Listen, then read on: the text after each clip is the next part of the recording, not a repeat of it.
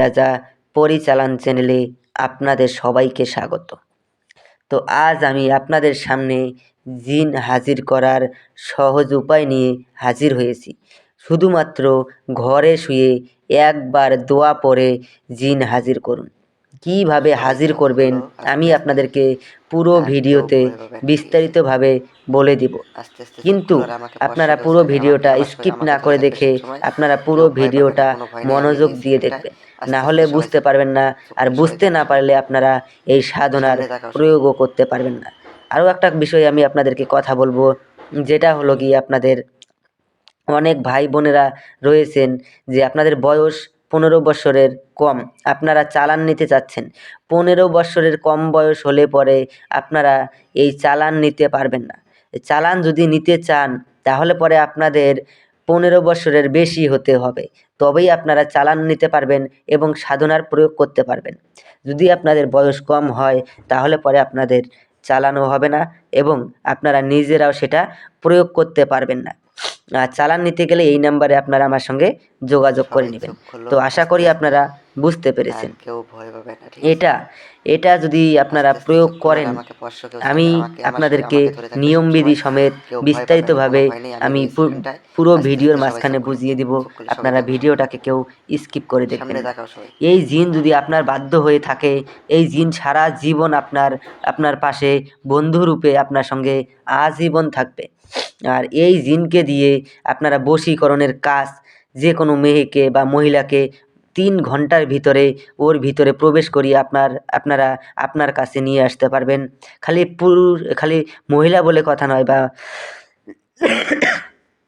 মহিলা বলে কথা নয়, মেয়ে, মহিলা, পুরুষ, ছেলে সবাইকে আপনারা এই জিন ওর ভিতরে প্রবেশ করিয়ে নিয়ে মুহূর্তের মধ্যে আপনার কাছে নিয়ে আসতে পারবেন।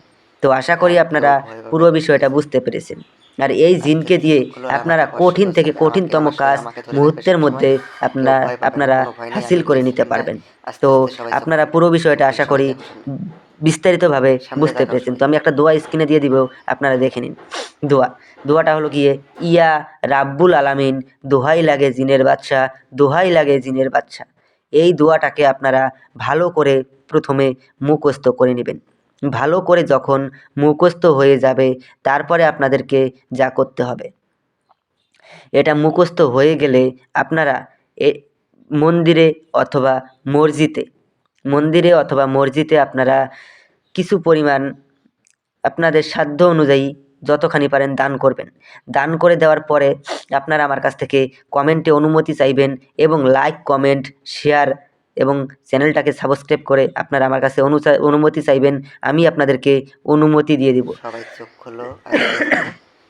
অনুমতি নিয়ে আপনারা এটা যে কোনো মঙ্গলবার রাত্রে আপনাদেরকে এই সাধনাটা করতে হবে।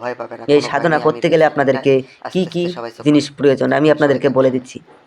ধূপকাঠি নেবেন, একটা মম নেবেন, আর কিছু দেশলাই নেবেন, আর আপনাদের মাংস, যে আপনারা হিন্দুরা যদি হন তাহলে পরে পাঠা অথবা খাসির মাংস নেবেন, আর মুসলিম হলে আপনারা গরু মাংস নিতে পারেন, কোনো সমস্যা নেই। ওটাকে আপনারা রান্না করে একটা ভালো পাত্রের মধ্যে নিয়ে নিজের কোনো একান্ত ঘরে বসে এই দোয়াটাকে একবার পাঠ করবেন। একবার বলার সঙ্গে সঙ্গেই জিন আপনার সামনে এসে হাজির হয়ে যাবে। জিন হাজির হওয়ার সঙ্গে সঙ্গেই আপনার যে ওই ভোজনটা দিয়েছেন ওই ভোজনটা খেয়ে নেবে। খেয়ে নেওয়ার পরেই আপনাকে জিজ্ঞাসা করবে যে আপনি আমাকে কিসের জন্য স্মরণ করেছেন। তখন আপনি ওনাকে বলবেন যে আমি আপনার সঙ্গে বন্ধুত্ব হিসেবে থাকতে চাই। তখন সে আপনার বন্ধুত্ব স্বীকার করে নেবে। বন্ধুত্ব স্বীকার করে নিয়ে আপনাকে একটা আংটি প্রদান করবে। ওই আংটিটা আপনার কাছে রেখে দিবেন। যখনই ওই আংটিতে 3টা ফু দিবেন, সঙ্গে সঙ্গে জিন আপনার সামনে এসে প্রকট হয়ে যাবে এবং ওই জিনকে যা আদেশ করবেন সে তাই পালন করবে। তো ধন্যবাদ।